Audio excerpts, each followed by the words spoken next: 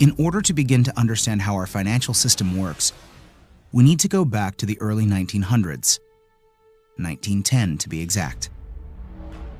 Everyone at some point in their lives has heard of the Federal Reserve, but most likely don't understand what it is or how it works. The Federal Reserve, referred to as the Fed, is a central bank that many economists refer to as the biggest robbery ever enacted on the American people. The reason for this is because the Federal Reserve is neither part of the federal government nor does it have any reserves. Yet, this single organization controls the money supply of the most powerful country in the world. The Fed is very diligent in hiding the fact that they are not part of the government. The last thing they want the American people to fully understand is that our government does not control our own money. In order to achieve this, they were very clever and decided to call their institution the Federal Reserve. And by labeling themselves this way, the general public never thought twice about who was in control of the country's money supply. If the Federal Reserve is not part of the government, then who controls this private organization and how did this come to be? The answer to this question is what changed the course of our country forever. In November of 1910, a secret meeting took place of 6 bankers and economic policymakers who represented the financial elite of the Western world. It was hosted at the J.P. Morgan estate on Jekyll Island in Georgia.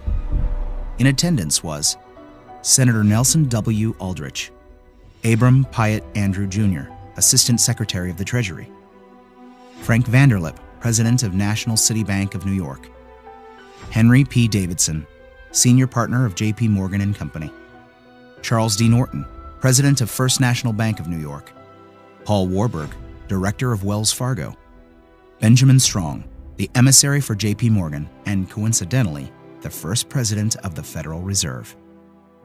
Years later, Frank Vanderlip referred to this meeting as the actual conception of what eventually became the Federal Reserve System. This meeting was so secret at the time that not even the names of those who attended were mentioned to the servants who lived and worked on the island. The men who attended came on a late-night train, claiming to be on their way to a hunting expedition, but instead, these bankers met with Senator Nelson Aldrich to draft what would eventually become the Federal Reserve Act.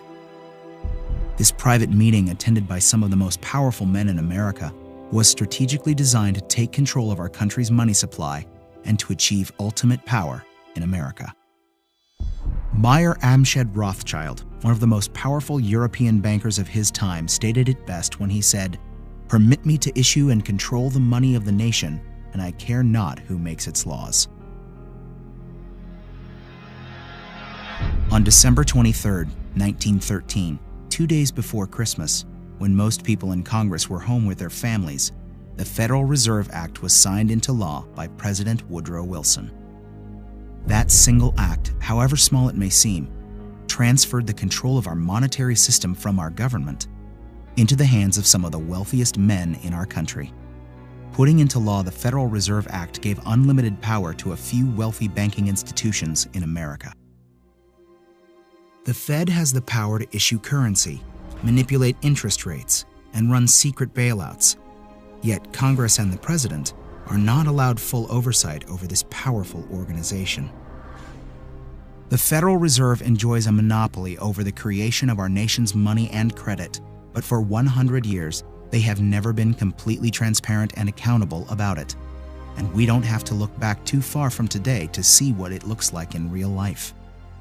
When testifying before Congress in 2009, Fed Chairman Ben Bernanke refused to disclose which institutions received trillions of dollars in these bailouts and loans, or give our representatives details about what deals were being made. So my question to you is, will you tell the American people to whom you lent $2.2 trillion of their dollars?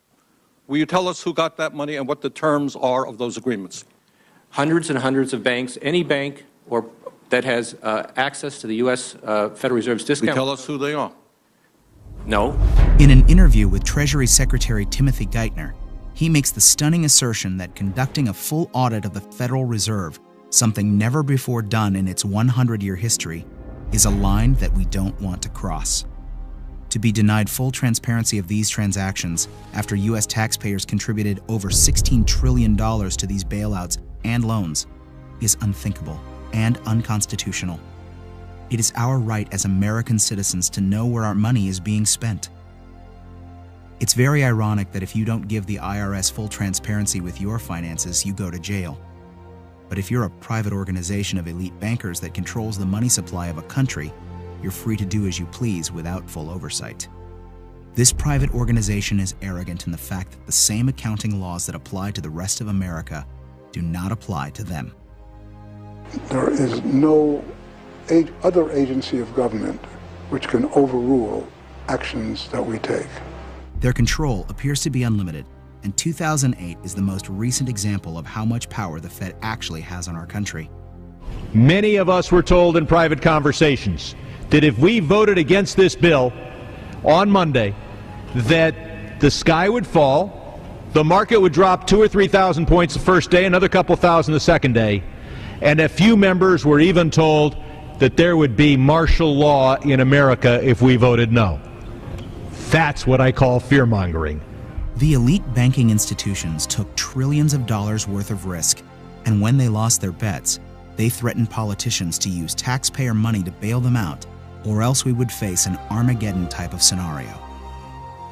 This historic change of power in America is again why many economists refer to it as the biggest robbery ever enacted on the American people.